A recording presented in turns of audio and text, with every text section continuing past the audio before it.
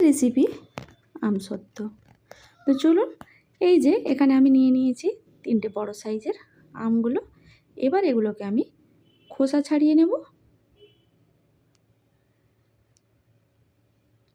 এই যে piece piece টুকরো করে নিয়েছি এইভাবে। এবার গ্যাসের উপর কড়াই বসিয়ে দিয়েছি, দিয়ে দিলাম 1 গ্লাস জল।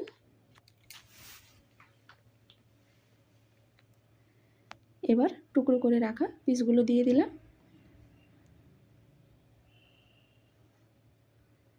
এগুলোকে আমি 10 থেকে 15 মিনিট খুব ভালো করে সেদ্ধ করে নেব।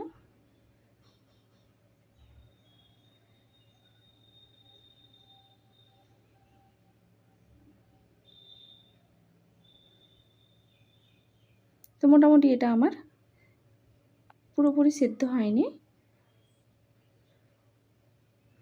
বেশিরভাগটা সেদ্ধ হয়ে গেছে। এবার এটা আমি আবার একটু ঢাকা দিয়ে দেবো, ভালো করে সেদ্ধ হয়ে যায় যাতে।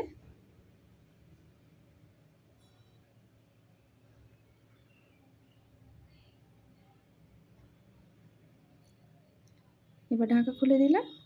এই যে আমসত্ত্বটাও আমার খুব সুন্দরভাবে সেদ্ধ হয়ে গেছে। এবার আমি একটা ছাঁকুনির সাহায্যে এটাকে ছেঁকে নেব।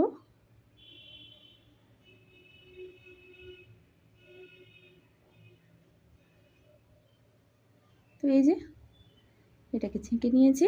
এবার আমি কড়াইতে ওটা ঢেলে দিলাম।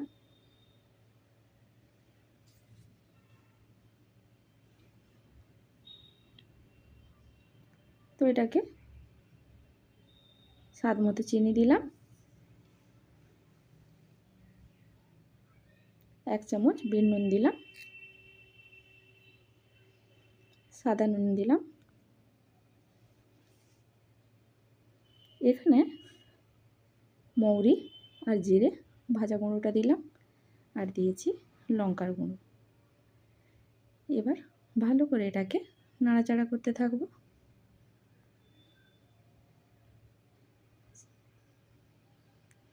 তো চিনি আর সব মশলা খুব সুন্দরভাবে এটার সঙ্গে মিশে গেছে।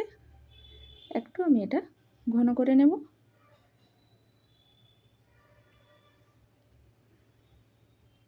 তো এটা আমি অর্ধেকটা তুলে নিয়েছি, আর অর্ধেকে দিয়ে দিলাম সবুজ কালারের, সবুজ রং মানে ফ্রুট কালার।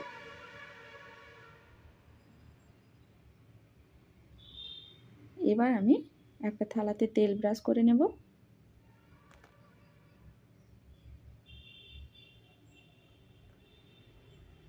এবারে যেটা আমি কাঁচা আমের কালার করেছিলাম মানে সবুজ, ওটা আমি এই থালাতে ঢেলে দিলাম। তো এটা হচ্ছে আমার কাঁচা আমের আমসত্ত্ব।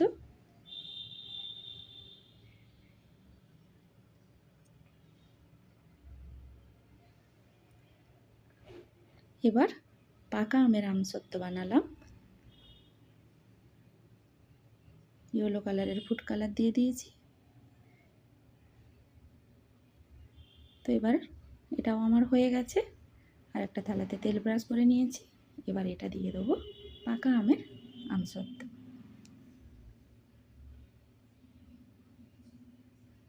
তো 2 দিন আমি ভালোভাবে রোদ লাগিয়ে নিয়েছি, আর এটা আমার শুকনো হয়ে গেছে এই যে 2 দিন পর।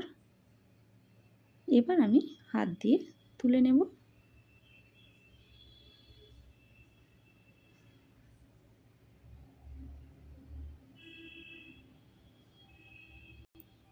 তো খুব সুন্দর থালা থেকে এটা ছেড়ে যাচ্ছে, আর দেখতেও খুব সুন্দর লাগছে। এটা কিন্তু 1 বছরের জন্য ফ্রিজে স্টোর করে রাখা যেতেই পারে। আর কতটা পাতলা হয়েছে।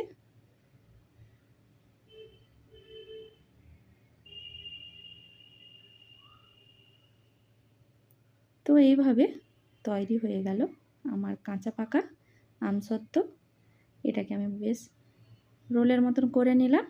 এবার মাঝ বরাবর কেটে নেব।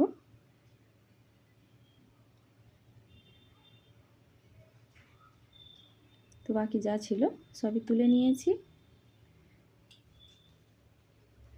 এবার এগুলোকে পিস করে নেব। তো এইভাবে তৈরি হয়ে গেল কাঁচা পাকা আমসত্ত্ব।